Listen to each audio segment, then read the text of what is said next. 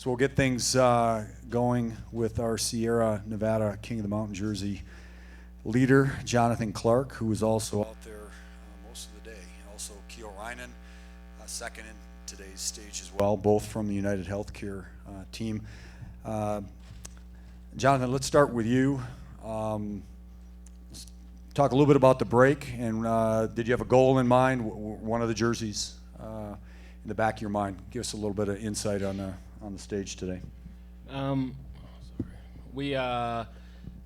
suppose more we wanted Danny Summerhill in the break. So he was trying for a good half an hour at the start of the race, and then when he started to get tired, I tried once and accidentally kind of got in it. And then, but it was always just to have representation, because at the end we wanted to go for Keel or John Murphy if he stayed there. But while I was there, I had to try for the KOM, and I knew we had won one sprint each, so I had to kind of be a bit crafty in the final and make sure I crossed the line before Torkler, I think his name is.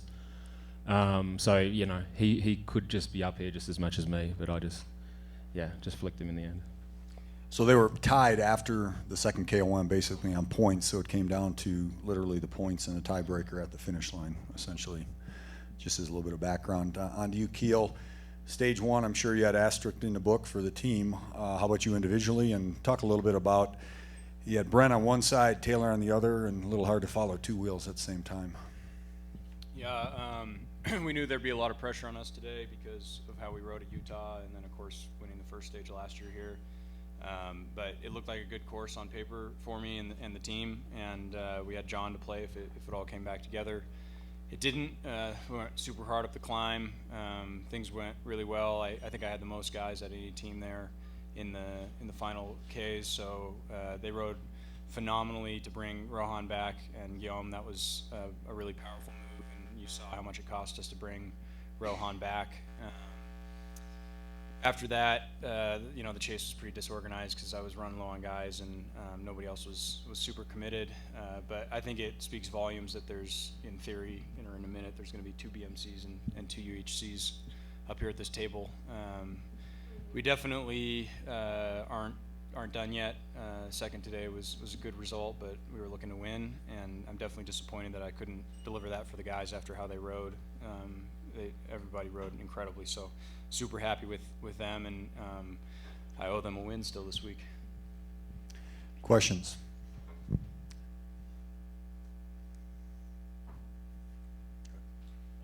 you think because of tomorrow's tougher stage that a lot of teams with the GC contenders can help catch Rohan? I think everyone was short on teammates, so everyone was gambling. There's not a lot of fast finishers left in that group, and everyone was definitely feeling the altitude. I think you saw that in the sprint, even sitting in the wind and starting early. We still didn't have anyone come around us, so there was a lot of tired bodies. And I think, you know, at the top of that climb, there was only 10 or 15 guys out of the field left, so it ended up being a really demanding stage. Pat, right here in the front row. Trent. Johnny, you said it was kind of incidental to get into the breakaway, but now that you've got the Climbers jersey, will you make that a priority to keep it? I'm sure my legs will tell at about, I don't know what the start is tomorrow at 10:30 when we head up Rabbit Ears. We'll see how the legs are. If they're good, I'll try to go in the front and go after the jersey. But I think more importantly is, you know, stage wins with Keel or John Murphy. So, you know, if it falls into my hands, which it probably won't because you have to sprint uphill, I'll take it, but we'll see what happens.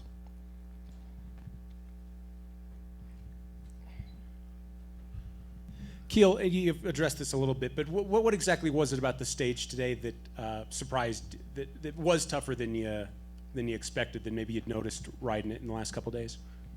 Yeah, I think initially when we saw the climbs, they definitely aren't as steep and short and punchy as the Aspen circuit, but they are one right after the other, and I think in the end that's what kind of exploded the race. It was a bit of a headwind on that final climb, so I thought that would lead to a little bit bigger group going over the top, but in the end, altitude and 3 climbs in a row was too much for most of the guys. Keel, so now the team has the best climbers jersey. The sprinters jersey is something you've said you have wanted to go after, and then obviously there's stage wins as well.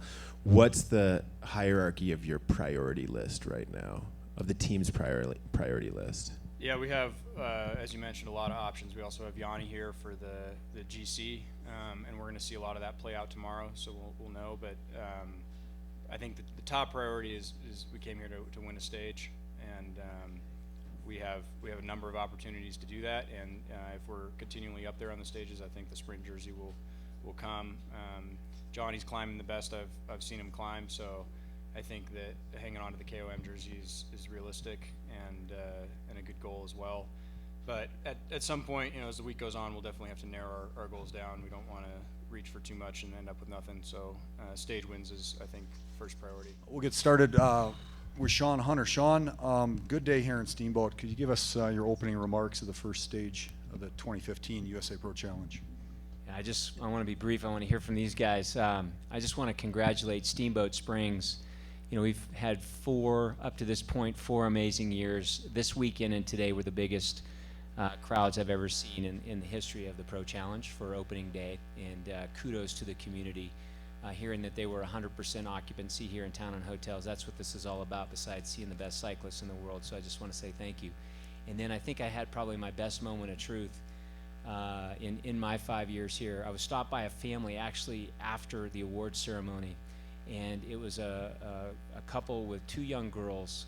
They were 5 and 7. They were both in BMC kits, and the father introduced himself. They're from a small town in Michigan, and the family voted whether to go to Disneyland or come to the Pro Challenge. And I kid you not, they made the right decision, and they're here at the Pro Challenge. And they're going to be my guests in Breckenridge in the tent on Thursday. So that was pretty cool for me personally. So, gentlemen, congratulations. Big day. Thank you. Brent, let's start with you. And give us a team's plan. Rohan obviously was setting up, or maybe wasn't. But give us a little, and then when the lead out there with Taylor. Obviously, it was a great day for you guys. Yeah, we had some tentative plans going into today. When you got a strong Rowan Dennis, the script and the plan kind of goes out the window, because he's going to sort of do what he wants, and he's shown that he's very capable of that, and he did that today. So I think Taylor and I are both right next to each other going up that last climb, going, "What is happening?" Because Rowan was riding really strong, but he wanted to ride aggressive, and he felt good today, and that was his plan coming into the week. So it was nice in a way to have him up there and take the pressure off Damiano, Taylor, and I. Describe the last, I'd say 500-600 meters. And it was a little chaotic. We didn't know if we were going to catch Rowan until about a kilometer to go, and there was a fair few teams in there with decent sprinters and a few teammates left. UHC did a good job trying to get the sprint organized, and then Damiano and Taylor and I just tried to get together as best as we could, and I caught Taylor's wheel with maybe 400 meters to go, and Taylor was shooting up the side pursuit style like he does, so I thought this was it. This was an awesome lead out, and then had a little bump with a couple riders who were fighting me for his wheel, which opened up a little bit of a gap, and I just kept my butt planted in my saddle and didn't sprint, and saw him post up. It was a sweet sight. And Taylor, on to you. Did you think your Cinderella story would start this early? Nah, man. I was pretty much blown away crossing the finish line. I think it's going to take a little while to process fully the whole day. I can tell you that the feeling crossing the finish line and just the roar of the crowd, and that was really really special and really emotional. Just that kind of electric moment that we all live for, you know. I was really happy that we could pay back the guys who worked all day. We had our stagiaire Killian Franchini and our little Italian Manuel Senni riding the front the whole day, trying to keep the breakaway in check. Yeah, things went a little haywire on on the climbs, but ended up being a good thing. I actually got dropped. I made it back. Kind of what I like to call a Davis Finney special, where you get dropped and then you come back and then you win. But yeah, I just knew that I don't know, with a lot of speed in the last 400 meters, there's a little bit of a dip in the road, goes down. I was just like, I know I don't have the pop still to beat some of the best sprinters in the group, and I just thought I would diesel style it and go early. And I didn't think that I was going to even be able to win until maybe 100 meters to go, and then I had a slight moment of panic, like as if I was going to lose it. But I just put my head down, and I think a lot of time and a lot of energy pushed me through those last 8 or 9 seconds. I've had 15 months to think about putting my hands up in the air again, and it's everything that I thought it would be. So, Questions? Pat, Mike in back. Brent, there's been a little mystery about who your GC rider is going to be. I see in Rowan at the front there, kind of an indication that maybe he's not. He kind of, when I asked him. He was the strongest guy on the team today, I'll tell you that much. So, yeah, I think coming in, we said we were going to take it day by day, look for the stage. So really nice to get that right off the bat today with Taylor. And then big mountaintop finish tomorrow, but also a big summit or a mountain start. So, yeah, Rowan clearly showed he's not maybe hurting as bad from the altitude as he was whinging about before the race. But, yeah, tomorrow's a new day, and it's a new race, and we'll take it day by day, like we've said. a mystery is a better story anyways, man. So Taylor, I think you are coming in with not huge expectations, and now that you've got the win, how does that affect your feeling or thoughts about the rest of the week? Honestly, I haven't really thought that far ahead. I was thinking after the stage that I had to go to the podium, and then that I had to do some interviews, and now I'm at the press conference, and I got to go to doping control in a little bit. And I got to go back to the hotel, and I got to get my massage, and I got to make sure that my knee is okay to race tomorrow. So I'm going to think about rabbit ears for a while. Hopefully not that long. And just focus on the next couple of days, reconnect with the guys, talk to them about how their day went.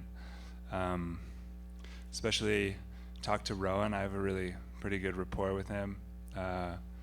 I see him as he's kind of a temperamental artist type, creature of inspiration. So I like to kind of see what's going on in his head, and we'll just see how the rest of the race goes. But for sure, this is way more than I expected on day one, and that takes a bit of pressure off for the rest of the race. Not that I really had any pressure on myself. But yeah, I'm just having a good time, and that's today I had a really good time. So Taylor, congrats on the big win. I don't want a total Debbie Downer this one, but you were out for 15 months. I was hoping you could talk about like the most physically and emotionally painful parts of that recovery. I mean, obviously now you're winning races; it's a big high point. But what were the low points of that comeback and that recovery?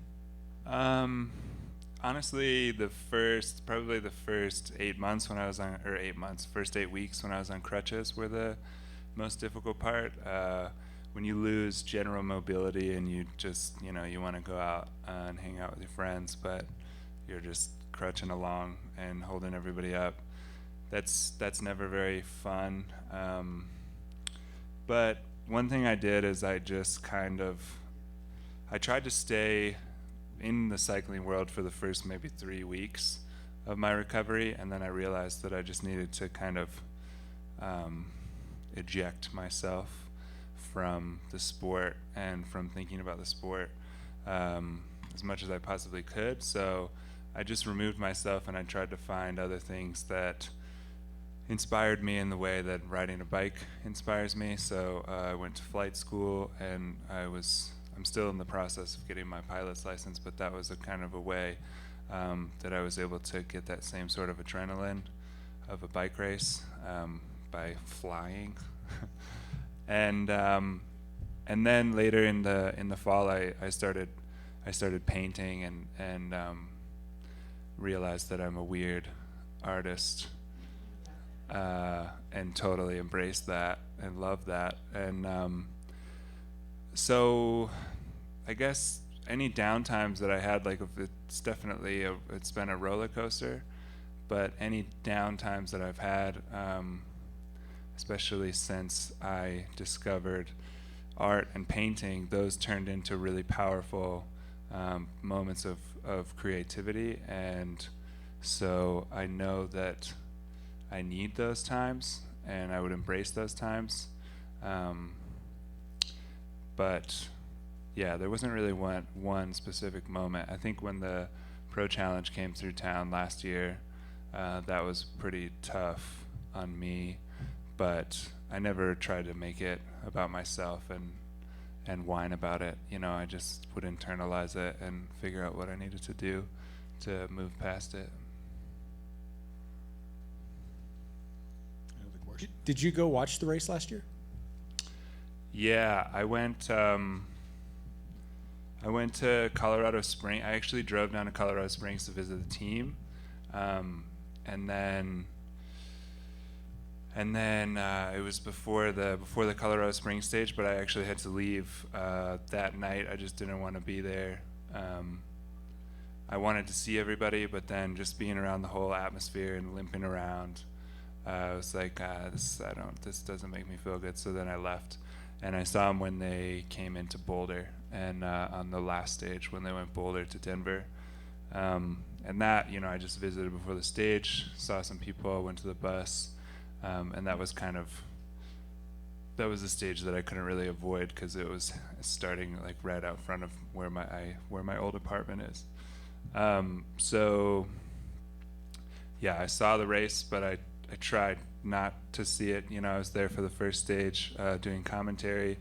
It was just a bit too much. So that was sort of the tipping point of when I realized that I needed to really pull myself away from the sport and focus on my rehab every day and just anything else that I could do as a human to keep myself occupied. Kind of shifting gears here a little bit. Did you, you mentioned you got dropped on one of those last climbs. Take me through that. Was that the second lap? Yeah, last lap. We kind of had a tentative plan to make the race harder over the climbs. You know, there's the three sisters is what they're called. And the KOM was on the second one, but there's a third climb after the KOM. So we had this plan where we were like, we're gonna make it hard, and then we decided we weren't gonna make it hard. But then we got to the bottom of the climb, and it was sort of a thing like, because nobody had started to help us, and Cannondale pulled their rider from pulling, and Trek wasn't gonna pull, and Saxa wasn't gonna pull. I think it sort of turned into a little bit of an ego thing within the team. Would you say? Yeah. And then the guys started going, and I was kind of sitting on the wheel like, this is really hard. I don't enjoy this. I thought we weren't gonna do this. But you get into that moment, and you know, Rowan kind of went like that, and I like it. I like it when he does that. You know, he just gets into this fire mode where he sees red, and that's what makes him great. You know what he does. So I got dropped on the last one, and just a little bit dropped, and then I was with Tanner Putt and Ruben Zapunkt. I like to call him the Punk, from Garmin, and we made it back just out of Oak Creek, and then it was just kind of all over the place. Rowan was following every move that was going, and that was, you know, perfect for the rest of us. Just to kind of sit back. I tried my hand at a move or two, but I got out there and I was like, nah, this is not this is not where I want to be. And then somehow I won. If you look to the right, you can see the course profile, the Three Sisters he's talking about, right by the beyond the fourth. The number Yeah, 4. so they put the KOM on that second one, but you can see how long that third one is. So you're like, this is not the top. It's okay though. Question for Taylor. What's your aspirations to keep yellow tomorrow, and would you just become more comfortable giving it to maybe Brent? Or I am not a climber. I can survive some climbs, but a mountaintop finish is not my cup of tea. So our plan is going to be, more to focus on the GC guys coming into the race, and I'll just kind of prance around in yellow for a couple hours, and it's gonna be a difficult prance, but that's how this race is, and that's why we like it. Take one final question. Maybe you haven't processed this. The last time the Finney family was in yellow in Colorado was 27 years and I think a week. With Davis Finney winning the Coors Classic back in 1988. Yeah. I don't know if you've processed that, but The pretty Davis cool. Mini Special. Final question. Brent, I was wondering if you could give us your observations about Taylor pre-accident and Taylor post-accident. Kind of a fun question. Yeah, we could have a few beers over that one and talk to you for a few hours probably. But to be completely honest, I think we relate to each other a lot better now than we did before. From my perspective, the Taylor's injury and the comeback and the rehab and this time, and he gave you a little glimpse into that. He really grew a lot emotionally and mentally, and before that, I definitely valued his friendship, and I valued his respect as a teammate. But I felt like we weren't always on the same wavelength. He felt like the young crazy guy, and I felt like he made me feel really old. And whereas now it's like, our first race together since his injury was last week in Utah, and he came back and he, emotionally he feels like he grew, and he was a huge asset to the team now, but he is even more before. He's a great leader on the bike, off the bike. He's a lot of fun to have around, and I think he, from the best guy on the team to the Neo Pro to the Stagiaire, his experience the past 15 months or whatever it was went a long way to help him relate to everyone and appreciate them and value them and vocalize that as well.